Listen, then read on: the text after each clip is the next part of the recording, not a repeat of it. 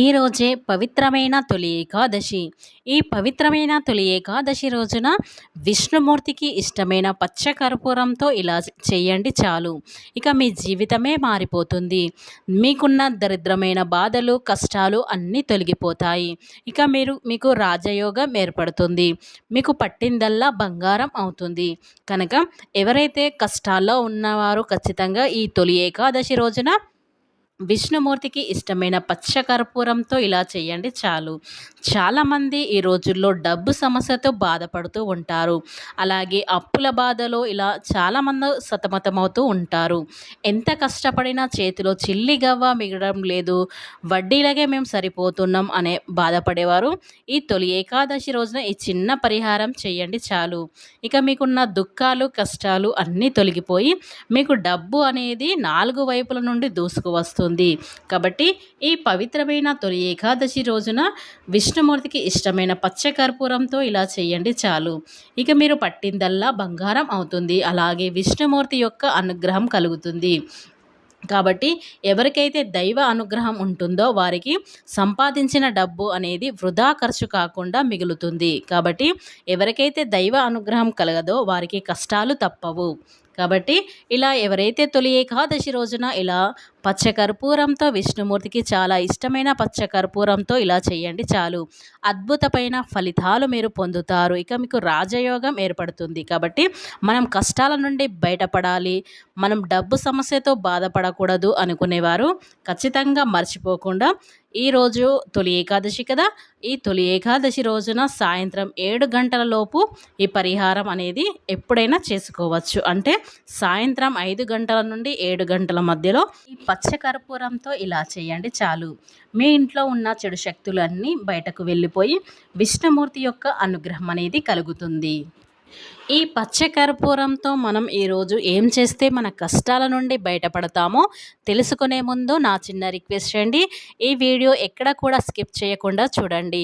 అలాగే ఈ వీడియో మీకు నచ్చినట్లయితే లైక్ చేయండి. అలాగే మా ఛానల్ని కొత్తగా చూసినట్లయితే సబ్స్క్రైబ్ చేసుకోవడం మర్చిపోకండి. ఈ రోజుల్లో డబ్బు సంపాదించడం చాలా కష్టం.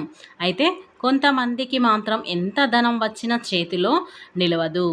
అదే మరికొందరికి తక్కువ ఆదాయం ఉన్నప్పటికీ కూడా ఎటువంటి ఆర్థిక ఇబ్బందులు లేకుండా ఆనందంగా జీవిస్తూ ఉంటారు.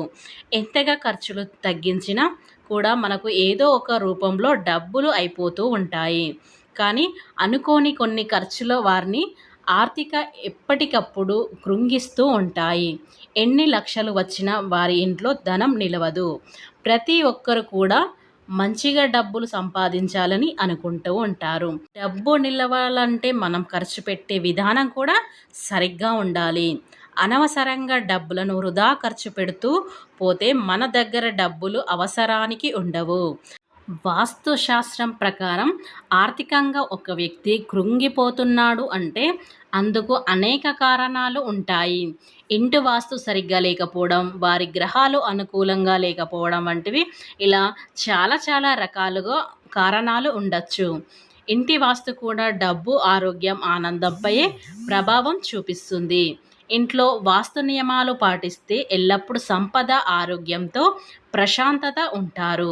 అలాగే మన ఇంట్లో దుష్ట శక్తులు గనక ఉన్నట్లయినా, ఒకవేళ మన వాస్తు ప్రకారంగా నిర్మాణం కూడా బాగుందనుకోండి, ఇంట్లో దుష్ట శక్తులు ఉన్నా మనం ఎన్ని పూజలు, వ్రతాలు చేసినా అవి ఏమీ పనికిరావండి. ఎప్పుడైతే మనం ఇంట్లో నుండి దుష్ట శక్తులను వెలగొడతామో అప్పుడే మనకున్న కష్టాలన్నీ తీరిపోతాయి. కాబట్టి కొందరు వీటన్నిటి గ్రహించరు. కొంతమందిని చూసి అసూయపడుతూ ఉంటారు.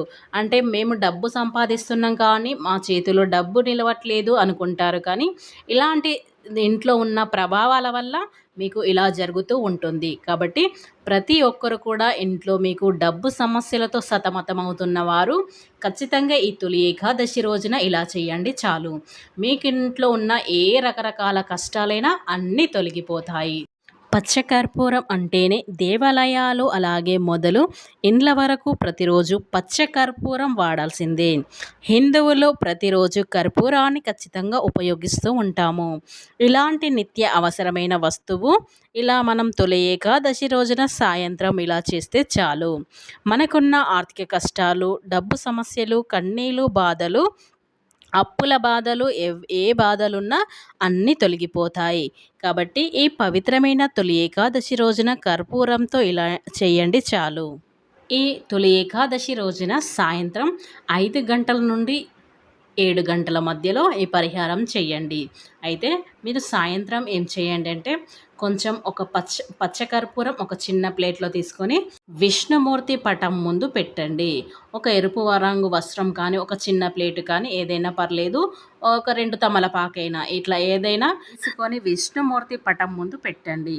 ఇలా పెట్టిన తర్వాత ఇంకా కొంచెం మీరు ఇంట్లో ధూపం వేస్తారు చూడు, అది ఒక హారతి లాంటిది తీసుకొని ఆ పచ్చ కర్పూరాన్ని వెలిగించండి. వెలిగించి దాంట్లో ఒక 2 లవంగాలను వేసి ఆ పచ్చ కర్పూరం, లవంగాలను మీ ఇల్లంతా ధూపం వేసేయండి.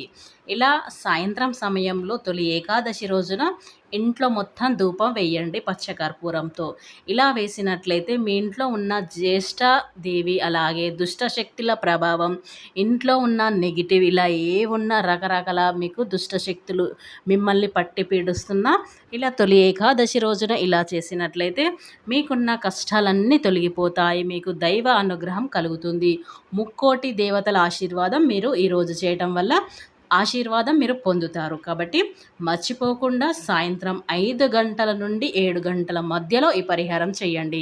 ఇలా చేయడం వల్ల అద్భుతమైన ఫలితాలు మీరు చూస్తారు. ఈ ఫలితం చేసేసరికి అంటే తెల్లారేసరికి మీరు చూస్తారు. ఎంతో ఆశ్చర్యపోయే విధంగా మీరు మారిపోతారు. ఇక మీకు ధనయోగం అనేది ఏర్పడుతుంది. మీరు పట్టిందల్లా బంగారం అవుతుంది.